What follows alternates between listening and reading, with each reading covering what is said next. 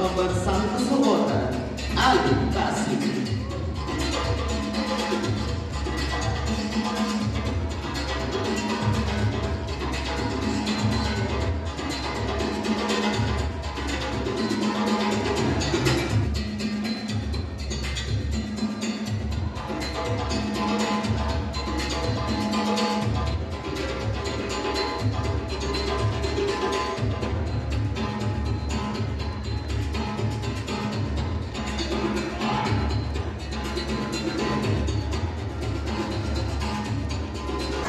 Mula sa lungsod ng Antipolo, lalawigan ng Rizal, Hana Marie Alejandro.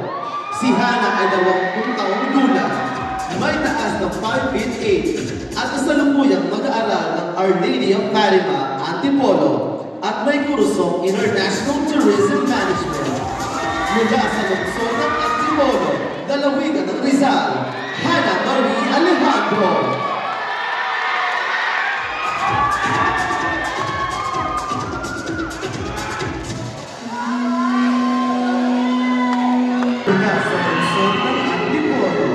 Lalawigan ng Rizal, Hana Marie Alejandro.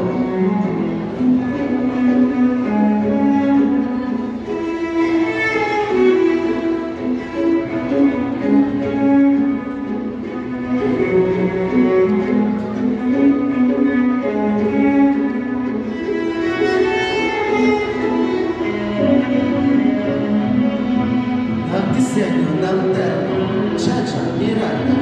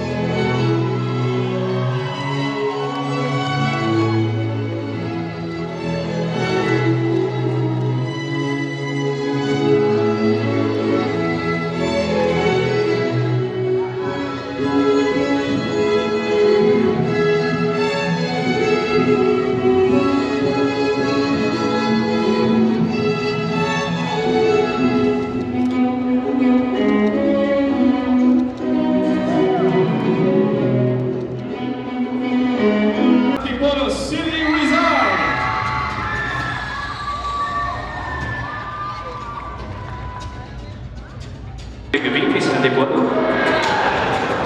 Maaari mo nang piliin ang iyong mura.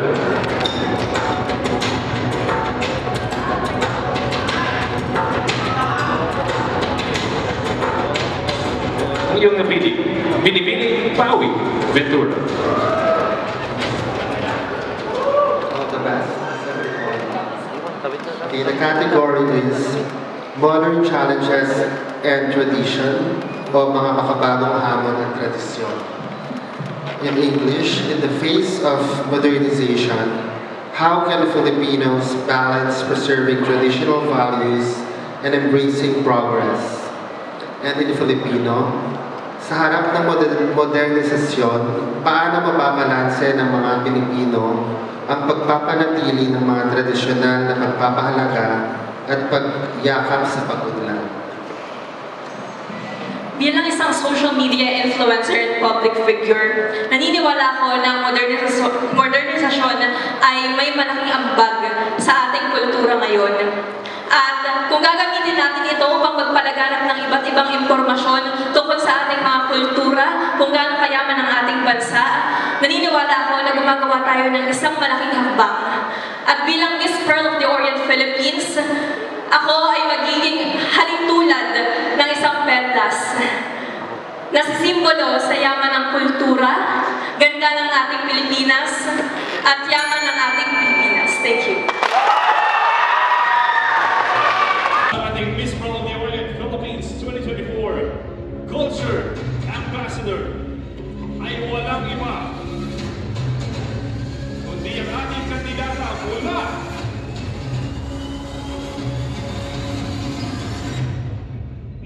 sa Antipolo.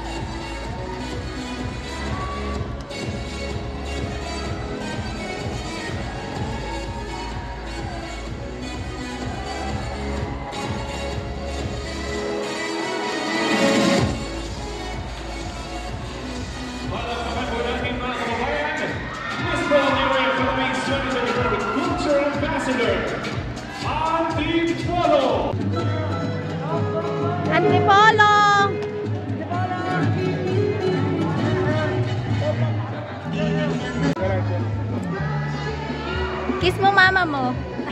Kiss mo mama mo.